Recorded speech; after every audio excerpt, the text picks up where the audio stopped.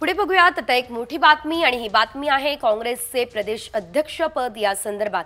काँग्रेसच्या नव्या प्रदेश अध्यक्ष पदाची याच आठवड्यामध्ये घोषणा होण्याची शक्यता आहे। काँग्रेस प्रदेश अध्यक्ष पदासाठी काँग्रेसचे नेते पृथ्वीराज चव्हाण, बाळासाहेब थोरात, सतेज पाटील यांच्यासह अनेक नेते शर्यतीत आहेत। त्यामुळे काँग्रेसचा नवीन कॅप्टन कोण याची चर्चा आता राज्याच्या राजकारणात सुरू झाली असल्याचं आपल्याला पाहायला मिळतंय। कुणाकुणाचं नाव चर्चेत आहे पाहतोय आपण। पृथ्वीराज चव्हाण, बाळासाहेब थोरात, सतेज पाटील, अमित देशमुख यांचं नाव आता काँग्रेसच्या प्रदेश अध्यक्ष पदासाठी चर्चेत असल्याचं कळतंय।